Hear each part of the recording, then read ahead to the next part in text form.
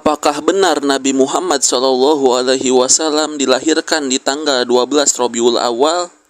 Tanggal 12 Rabiul Awal telah menjadi salah satu hari keistimewaan bagi sebagian kaum muslimin. Hari ini dianggap sebagai hari kelahiran Nabi akhir zaman, yaitu Nabi Muhammad SAW, sang pembawa risalah penyempurna, Nabi yang agung Muhammad SAW.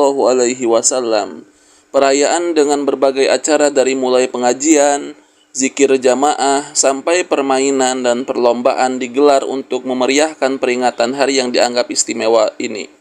Bahkan ada di antara kelompok torikot yang memperingati maulid dengan zikir dan syair-syair yang isinya pujian-pujian berlebihan kepada Nabi Muhammad SAW.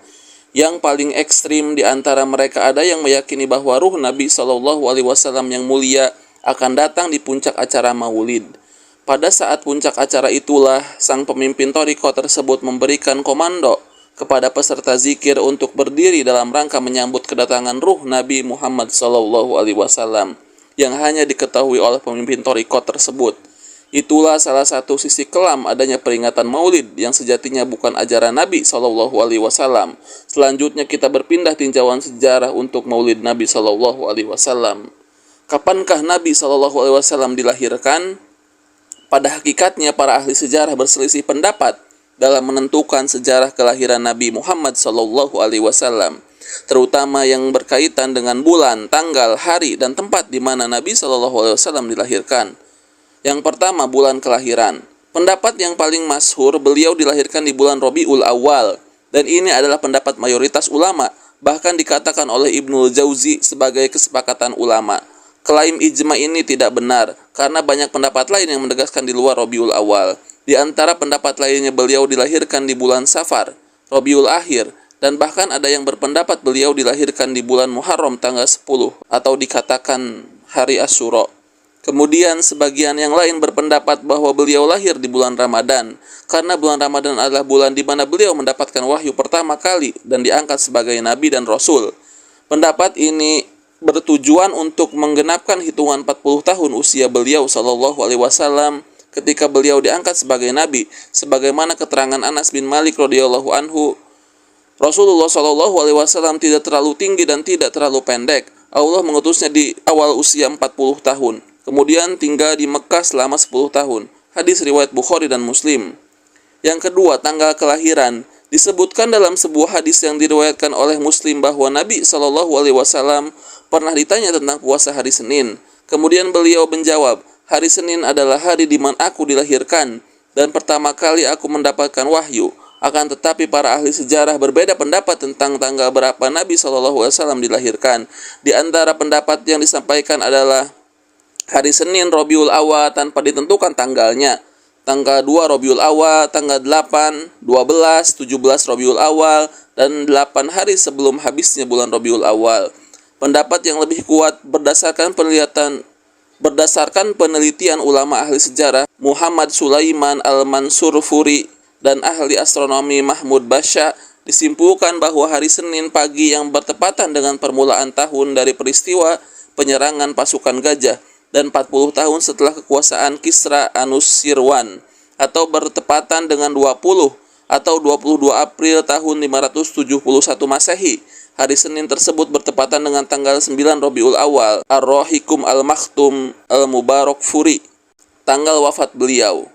Para ulama ahli sejarah menyatakan bahwa beliau meninggal pada hari Senin tanggal 12 Rabiul Awal tahun 11 Hijriah dalam usia 63 tahun lebih 4 hari. Ar-Rahikum Al-Maktum Al-Mubarak Furi. Satu catatan penting yang perlu kita perhatikan dari dua kenyataan sejarah di atas, antara penentuan tanggal kelahiran Nabi SAW dan tanggal wafatnya beliau SAW. Kenyataan ini menunjukkan bahwa para ulama tidak banyak memberikan perhatian terhadap tanggal kelahiran Nabi SAW, karena penentuan kapan beliau dilahirkan sama sekali tidak terkait dengan hukum syariat. Beliau dilahirkan tidak langsung menjadi nabi dan belum ada wahyu yang turun di saat beliau dilahirkan. Beliau baru diutus sebagai seorang nabi di usia 40 tahun lebih 6 bulan. Hal ini berbeda dengan hari wafatnya Nabi SAW, seolah para ulama sepakat bahwa hari wafatnya beliau adalah 12 Rabiul Awal tahun 11 Hijriah. Hal ini karena wafatnya beliau berhubungan dengan hukum syariat. Wafatnya beliau merupakan batas berakhirnya wahyu Allah yang turun, sehingga tidak ada lagi hukum baru yang muncul setelah wafatnya beliau SAW. Sehingga ada satu pertanyaan yang layak kita renungkan untuk saat ini. Tanggal 12 Rabiul Awal itu lebih dekat dengan tanggal kelahiran Nabi SAW ataukah tanggal wafatnya beliau SAW? Melihat pendekatan ahli sejarah di atas, tanggal 12 Rabiul Awal lebih dekat dengan wafatnya Nabi Muhammad SAW. Dalam masalah tanggal kelahiran, para ulama ahli sejarah berselisih pendapat. Sementara dalam masalah wafatnya penulis Ar-Rahikum Al-Maktum tidak menyebutkan adanya perselisihan. Memahami hal ini setidaknya kita bisa renungkan tanggal 12 Rabiul Awal yang diperingati sebagai hari kelahiran Nabi SAW pada hakikatnya lebih dekat pada peringatan hari wafatnya Nabi yang mulia Muhammad SAW dibanding peringatan hari kelahiran beliau. Asy-Syuyuti menyebutkan keterangan Abu Amr bin Al-A'la yang wafat tahun 154 Hijriah. Sungguh benar yang dinyatakan Imam Abu Amr bin A'la. Beliau mengatakan, masyarakat akan senantiasa dalam kebaikan selama mereka masih merasa terheran mengingat bulan kelahiran Nabi SAW adalah Rabiul Awal, yang ini juga merupakan bulan wafatnya beliau. Sementara bergembira di bulan ini karena kelahirannya tidak lebih istimewa daripada bersedih karena wafatnya beliau. Al-Hawi lil Fatawa, jilid pertama halaman 190. Dengan ini barangkali Anda akan teringat dengan sikap kaum Nasrani terhadap Nabi Isa alaihi salam.